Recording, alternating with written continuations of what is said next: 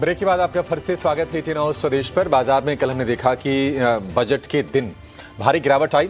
आज शुरुआत में लग रहा था कि बाजार रिकवर कर जाएगा, लेकिन फिर से बाजार पर हम प्रेशर बिल्ड होते हुए देख रहे हैं और निफ्टी ऊपरी स्तरों से नीचे आके कारोबार कर रहा है। 24,800 के आसपास के स्तर है, यानी कि आज इंट्राडे से अगर आप देखेंगे तो ऊपरी स्तरों से लगभग 100 अंकों के आसपास की गिरावट आ गई है और 24,800 के आसपास है निफ्टी इस वक्त। तो बजट कैसा रहा है बाजार के लिए? क्या बाजार को यहां से दिशा आगे दे पाएगा? हालांकि एसटीटी का जो ऐलान था बाजार को कल पसंद तो नहीं आया, लेकिन कुछ चीजें, फिस्कल डेफिसिट हो गया, कैपेक्स का आंकड़ा हो गया, डिफेंस बजट, रेलवे बजट, ये सारी चीजें तो ठीक ठाक ही रही हैं। तो जरा बड़े एक्सपर्ट से समझते हैं कि आपकी रणनीति बाजार में क्या होनी चाहिए। हमारे साथ आज जुड़ गए हैं पैसिफिक पैराडाइम एडवाइजर्स की मैनेजिंग पार्टनर पुनीता कुमार सिन्हा। पुनीता जी, बहुत शुक्रिया आपका समय देने के लिए। स्वागत है आपका टीना स्वदेश पर। मैम, पहला कमेंट आपसे बजट को लेकर। फिस्कल प्रूडेंस के पाथ पर तो सरकार ने बढ़िया से ग्लाइड किया है, लेकिन एसटीटी, थोड़े ट्रेडर्स निराश है बाजार के। आपका ओवरऑल व्यू मैम बजट को लेकर क्या है आपकी रीडिंग? देखिए, बजट से कोई मार्केट की जो ट्रेंड है वो नहीं बदलेगी। बिकॉज बजट ने जो बहुत सारे इंसेंटिव्स दिए हैं एफडीआई के लिए, या कि जैसे इनोवेशन के लिए, मेडिकल टूरिज्म के लिए, ये जो है, ये जो इमीडिएट इनका बेनिफिट नहीं मिलेगा, ये लॉन्ग टर्म बेनिफिट देंगे। तो बजट का जो इमीडिएट मार्केट्स देखती हैं कि जीडीपी फिस्कल डेफिसिट जो है वो कितना कम हुआ है, वो थोड़ा सा उन्होंने टारगेट कम किया है, वो विच इज गुड। मार्केट्स को एसटीटी राइज पसंद नहीं आएगा, तो कुछ पॉजिटिव और कुछ नेगेटिव मार्केट के लिए था जो शॉर्ट टर्म में। पर लॉन्ग टर्म इकोनॉमी के लिए जो जो मेजर्स हैं वो अच्छे हैं, कई सारे मेजर्स, पर उनका जो बेनिफिट आएगा इकोनॉमी में वो थोड़ा टाइम लेगा। डेटा सेंटर्स एक दिन में नहीं बनते, सेमीकंडक्टर मैन्युफैक्चरिंग को भी टाइम लगेगा बनने में, मेडिकल टूरिज्म स्टार्ट करने में टाइम लगेगा, जो innovation pharma company bio pharma को दी है उसमें भी टाइम लगेगा। पॉजिटिव इनिशिएटिव्स हैं बट इनको टाइम लगेगा। पुनीता मैम, ये जो फिस्कल डेफिसिट को, टारगेट को जो सरकार ने फिर से रिवाइज किया है डाउनवर्ड 4.3% किया है, इसे आप किस तरह से देख रही हैं? और इकोनॉमी के लिए अगर मैं अपने दर्शकों के लिहाज से समझना चाहूं तो इसके क्या बेनिफिट्स होंगे? आई मीन फिस्कल डेफिसिट थोड़ा नीचे अगर आएगा तो उससे बॉन्ड मार्केट को थोड़ी सी राहत मिलेगी। और इट इज शोज कि हम लोग थोड़ा फिस्कल डिसिप्लिन मेंटेन कर रहे हैं, तो जो प्राइवेट सेक्टर को थोड़ा सा फाइनेंसिंग में क्राउडिंग आउट जो गवर्नमेंट करती है फाइनेंसिंग में, वो नहीं होती है। ठीक है मैम, डिफेंस को लेकर हमेशा चर्चा होती है कि डिफेंस पर सरकार का फोकस रहेगा। हमने देखा कि थोड़ी सी दुनिया भर में युद्ध की स्थितियां बन रही थी, भारत और पाकिस्तान के बीच में भी एक हमने वॉर देखा। एलोकेशन बढ़ा तो है, हालांकि बाजार ने जो पिक्चर दिखाया कि बाजार बहुत एक्साइटेड दिखाई नहीं दिया उस एलोकेशन के चलते। आप कैसी रीड कर रही हैं मैम उसे? देखिए, मेरे हिसाब से जिस तरह की हमारी जियोपॉलिटिकल सिचुएशन है और जिस तरह के हमारे नेबर्स, चाहे बांग्लादेश हो, पाकिस्तान हो, श्रीलंका हो, और चाइना भी कई जगह इंक्रोचमेंट का रिस्क हम लोग देखते हैं। तो और जो वर्ल्ड में जियोपॉलिटिक्स हो रहा है, Wars, Ukraine Russia, Iran US tension, Venezuela tension, तो जियोपॉलिटिकल स्ट्रेस वर्ल्ड में काफी है। तो सब कंट्रीज जो हैं अपना डिफेंस बजट बढ़ा रहे हैं। अब क्या जो गवर्नमेंट ने बजट डिफेंस में डाला है वो इनफ है कि नहीं, वो तो जो कि डिफेंस के एक्सपर्ट्स हैं वही बता पाएंगे कि इनफ है कि नहीं इस सिनारियो में। बट हमारा जो फिजिकल स्पेस है वो भी इतना नहीं है कि हम सारा पैसा डिफेंस में ही लगा दें।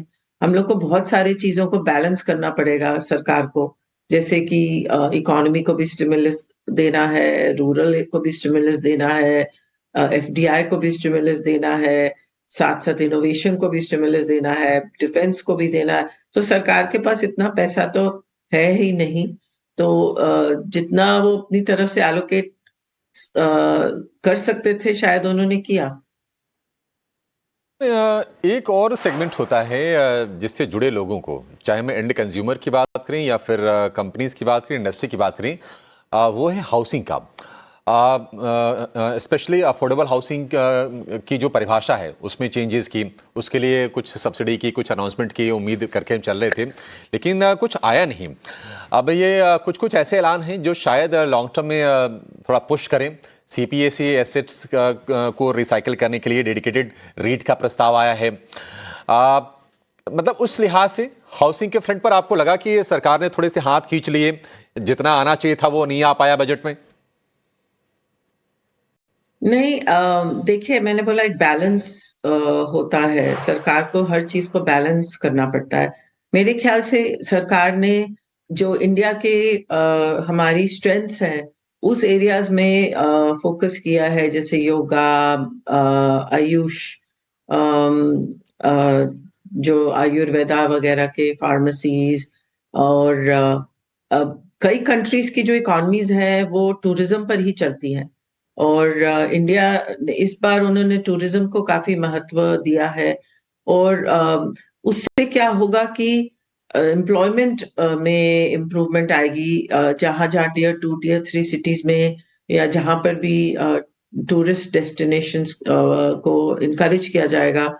तो हम लोग की जो सबसे बड़ी आजकल एक कंसर्न है कि इनोवेशन इंडिया में एफआईआईज़ की इनोवेशन इंडिया में कम हो रही है, उसके लिए उन्होंने कुछ राहत दी है, कुछ इंसेंटिव्स दिए हैं और दूसरा कि इंडिया की अनएम्प्लॉयमेंट इतना यूथ है, उसको एम्प्लॉय कैसे किया जाए, उसके लिए उन्होंने ये जो मेरे हिसाब से ये जो मेडिकल टूरिज़्म है, हेल्थ हॉस्पिटल्स बनाने के, यूनिवर्सिटीज़ बनाने के इंसेंटिव्स दिए हैं।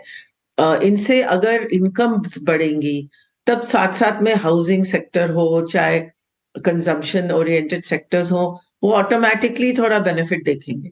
तो इनडायरेक्ट बेनिफिट जा रहा है, अ, जिसमें ऑब्वियसली टाइम लगेगा, पर डायरेक्ट बेनिफिट नहीं है। ये। पुनीता जी, बजट के पहले हम सभी ये बात कर रहे थे, चर्चा कर रहे थे कि इस बार शायद कैपिटल एलोकेशन, मतलब उसमें कोई प्रतिशत प्रतिशत के लिहाज से बहुत बड़ी बढ़ोतरी हम ना देखें, लेकिन सरकार रिफॉर्म के मोर्चे पर कुछ गंभीर फैसले लेगी। आपके हिसाब से रिफॉर्म को लेकर वो क्या फैसले हुए मैम? अच्छा, एक चीज और थी कि बैंकिंग सेक्टर को लेकर चर्चा थी कि शायद बजट में सरकार कंसोलिडेशन का ऐलान करे, लेकिन सरकार ने किया ये कि रिफॉर्म लेड ग्रोथ के लिए एक स्पेशल कमेटी बनाने का ऐलान किया है सरकार ने। हालांकि हमने देखा कि बैंकिंग स्टॉक्स थे कल भी टूट रहे थे। कैसा लगा आपको ये डिसीजन? अ, देखिए मैं तो इतना कुछ एक्सपेक्ट नहीं कर रही थी कि ऐसे कोई बहुत अनाउंसमेंट्स आएँगे। सरकार के पास लिमिटेड रूम है, फिस्कल स्पेस नहीं है बहुत सारे इंसेंटिव्स देने के लिए, तो उनको प्रायोरिटाइज़ करना पड़ता है। तो इस बार उन्होंने प्रायोरिटीज़ अपनी क्लियरली आउटलाइन कर दी है कि हमको इंडिया की डोमेस्टिक जो कंजम्पशन स्टोरी है, उस पे फ़ोकस करना है, डोमेस्टिक इकोनॉमी पे फ़ोकस करना है, एम्प्लॉयमेंट पे फ़ोकस करना है और साथ-साथ में इनोवेशन पे भी थोड़ा ध्यान दिया जाए। तो सब चीज़ों पे तो ध्यान नहीं दिया जा सकता। और जो बैंकिंग सेक्टर है वो तो वैसे ही क्रेडिट ग्रोथ जो है वो वैसे ही कंज़म्पशन पे चलती है और अभी बाकी सब सेक्टर्स में से तो बेटर फाइनेंशियल सर्विसेज ही कर रहा है।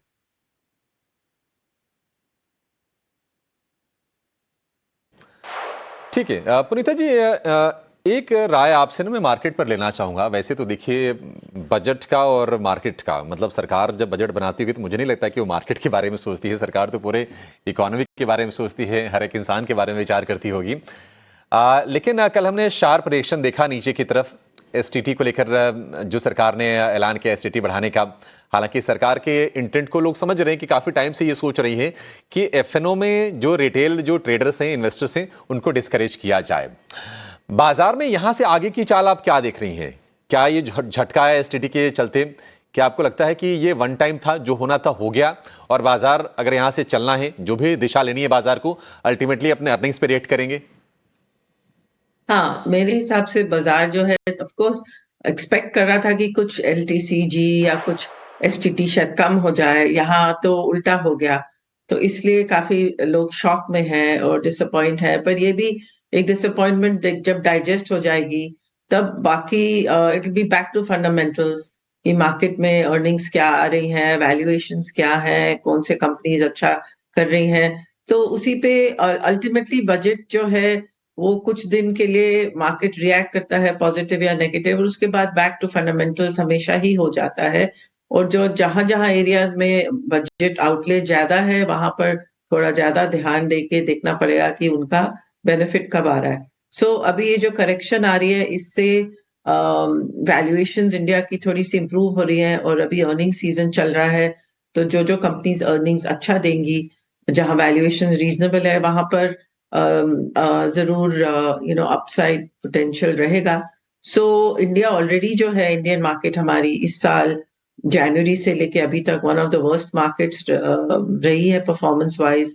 सो वैल्यूएशन थोड़ी सी इंप्रूव हो रही है। अगर अर्निंग्स डिसअपॉइंट नहीं करे तो मेरे हिसाब से entry points attractive investment long term के लिए मिलने चाहिए। तो या 3 सेक्टर जो आपको अभी अट्रैक्टिव लग रहे हैं, और एक और सेक्टर पर आप अपनी राय उसमें जोड़ दीजिएगा मैम। मेटल में हमने लोगों को देखा है काफ़ी पैसा बनाया है साल भर में, और मुझे तो याद नहीं कि पिछले एक डेकेड में मेटल जैसे सिक्लिकल सेक्टर में किसी ने इन्वेस्ट करके पैसे बनाए हों। आपकी राय, क्या आपको लगता है कि मेटल्स में ये करेक्शन का जो दौर है अब ये लंबा खींचेगा और थोड़ा लोगों को सतर्क रहना चाहिए? देखिए, I am not a metals and commodity expert, तो ये आप क्वेश्चन आप किसी मेटल्स या कमोडिटी एक्सपर्ट से पूछिए। मैं सिर्फ ये बोलूंगी कि ये एक ग्लोबल, ये सिर्फ इंडिया स्पेसिफिक नहीं है कि ये मेटल्स एक ग्लोबल सेक्टर है। इसमें China, US, Brazil, south Africa, ये कंट्रीज बहुत ज्यादा इनमें इनके पास ज्यादा रिसोर्सेज हैं माइनिंग के, मिनरल्स के, और इन कनाडा में भी। तो यहाँ पे जो इन्वेस्टर्स हैं और वो कैसे इन्वेस्ट करेंगे इन स्टॉक्स में, उसी के बेसिस पे काफी कुछ मेटल्स की जो मूवमेंट है चलेगी। इंडिया के पास अभी इतना ज्यादा ना स्टॉक्स है हमारे पास, लिस्टेड स्टॉक्स मेटल्स में, ना ही हमारी माइनिंग एंड मिनरल इंडस्ट्री इतनी डेवलप्ड है जैसे कि इन कंट्रीज में। ठीक है पुनीता मैम, बहुत शुक्रिया, आज आपने हमारे लिए समय निकाला और विस्तार से बजट को लेकर, बाजार को लेकर, कंपनीज की अर्निंग्स को लेकर आपने व्यू हमारे सामने रखे। Thank you so much ma'am आज समय देने के लिए। चलिए बाजार पर लौटेंगे, और हमने देखा कि आज शुरुआत में ऐसा लगा कि बाजार ना सिर्फ संभलेगा बल्कि ऊपर की चाल दिखाएगा। निफ्टी 100 अंकों पर गया भी, लेकिन सारे के जो गेंस थे वो अब हो गए हैं खत्म, और निफ्टी है लाल निशान में 24,820 के आसपास के स्तर आप देखेंगे। निफ्टी बैंक की जो गिरावट है वो है लगभग 190 अंकों के आसपास की। आप एडवांस डिक्लाइन का रेशियो देखिए, वहां से भी थोड़े आपको नेगेटिविटी के ही संकेत नजर आएंगे, क्योंकि 800 शेयर ऊपर है, लगभग 1800-1900 शेयर आपको नीचे नजर आएंगे। और मिड कैप में, स्मॉल कैप में अभी भी पेन है। स्मॉल कैप का इंडेक्स आज आप फिर से देखिए करीब करीब 0.25% नीचे आपको कारोबार करता हुआ दिखाई देगा। हालांकि मिड कैप में थोड़ी थोड़ी सी स्थिरता नजर आ रही है, सपाट कारोबार वहां पर नजर आएगा, लेकिन स्मॉल कैप में दर्द है। निफ्टी है सपाट, निफ्टी बैंक है करीब 150 अंक नीचे। इस शो को फिलहाल यहीं पर समाप्त करेंगे। एक छोटे से ब्रेक के बाद हम मिड कैप शेयरों की बातचीत करेंगे मिड कैप मसाला में। आप कहीं जाएगा नहीं।